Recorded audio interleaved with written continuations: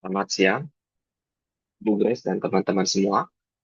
Pada kesempatan kali ini, kami dari kelompok 3 akan memaparkan tugas Digital Auditing 2 mengenai tujuan dan program pengujian substantif terhadap aset tidak berwujud. Kami dari kelompok 3 terdiri dari 3 orang. Yang pertama, Ali Pagi Yuliadi, saya sendiri, kemudian ada Kak Irwan Tambunan, kemudian ada Kak Ruth Damayanti Sihombing. Baik, kita langsung masuk ke pembahasan. Pertama, kita pahami dulu apa yang dimaksud aset tidak berwujud. Nah, aset tidak berwujud itu adalah aset non-fisik yang tetap memberikan manfaat ekonomi bagi perusahaan di masa depan. Contohnya meliputi paten, hak cipta, lisensi, waralaba, goodwill, software, dan basis data. Nah, aset ini memiliki karakteristik khas, yaitu yang pertama, tidak memiliki bentuk fisik, kemudian dapat diidentifikasi, kemudian dikendalikan oleh entitas, dan terakhir memberikan manfaat ekonomi di masa mendatang. Nah, karena sifatnya yang tidak terlihat, jadi aset ini membutuhkan pengujian audit yang lebih teliti.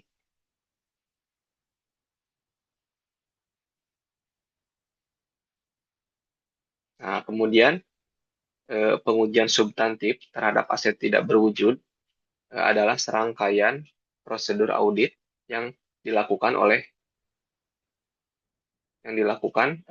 auditor untuk memastikan bahwa pencatatan, penyajian, dan pengungkapan aset tidak berwujud sudah benar dan sesuai standar akuntansi.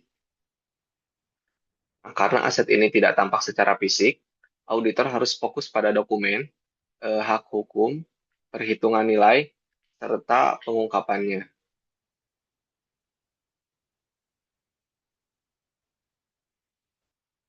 Kemudian selanjutnya, tujuan pengujian substantif terhadap aset tidak berwujud, di antaranya sebagai berikut. Yang pertama, memastikan keberadaan dan kepemilikan aset. Nah, auditor harus memastikan bahwa aset benar-benar dimiliki dan bukan cuma klaim palsu. Kemudian yang kedua, menilai kewajaran nilai tercatat aset. Nah, ini termasuk apakah biaya perolehan dan amortisasi telah dihitung dengan benar. Kemudian yang ketiga, mendeteksi kemungkinan impairment. Nah, ini jika nilai aset menurun, perusahaan wajib mengakui penurunan nilai. Kemudian yang keempat, memastikan pengakuan dan amortisasi sesuai standar. Ini auditor menilai apakah umur manfaat dan metode amortisasi telah tepat. Kemudian terakhir, menilai kelengkapan pengungkapan. Nah, laporan keuangan harus memberikan informasi tentang jenis aset, umur manfaat, metode amortisasi, dan impairment aset tidak berwujud. Nah, ini intangible aset itu biasanya sangat rentan terhadap manipulasi. Nah, misalnya menaikkan nilai goodwill agar laporan keuangan terlihat lebih baik. Nah, karena itu, tujuan audit diarahkan untuk mencegah salah saji material nilai aset tidak berwujud.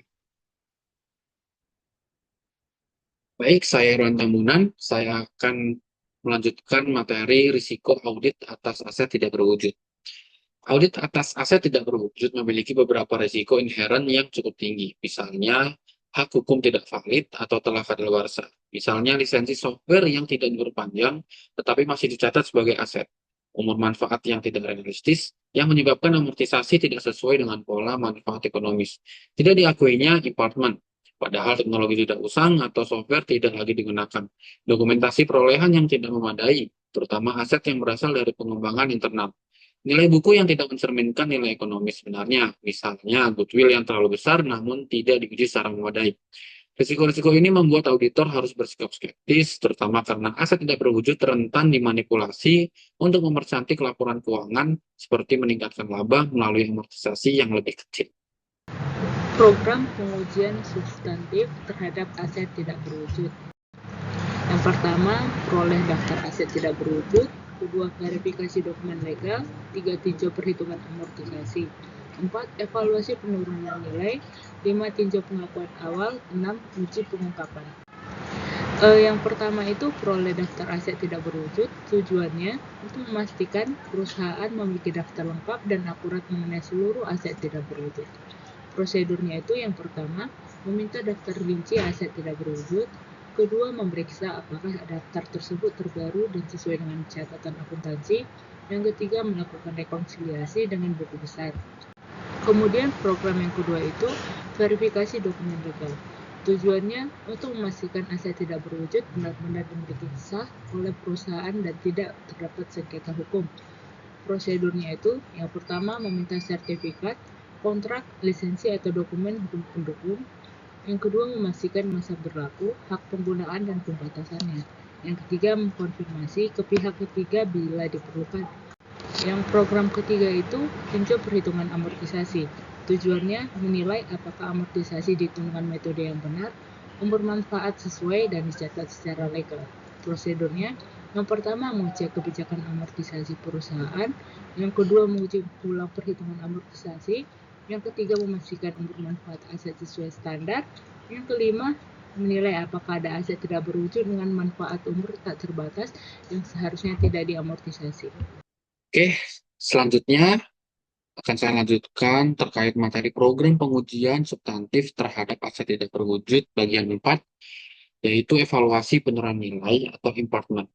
Pengujian penurunan nilai dilakukan saat ada indikasi bahwa nilai aset tidak lagi dapat dipulihkan. Auditor meninjau indikator eksternal seperti perkembangan teknologi, perubahan regulasi, persaingan pasar, dan indikator internal seperti penurunan pendapatan atau pembatalan proyek. Auditor kemudian membandingkan nilai tercatat dengan recoverable amount, yaitu nilai yang bisa dipulihkan melalui penggunaan atau penjualan. Evaluasi impairment sangat penting, terutama untuk aset seperti software atau goodwill, karena nilai aset ini sangat bergantung pada proyeksi masa depan. Kesalahan sedikit saja dalam asumsi dapat menyebabkan salah saji material. Jadi tujuannya itu untuk memastikan tidak ada aset tidak berwujud yang nilainya telah menurun tetapi belum dicatat.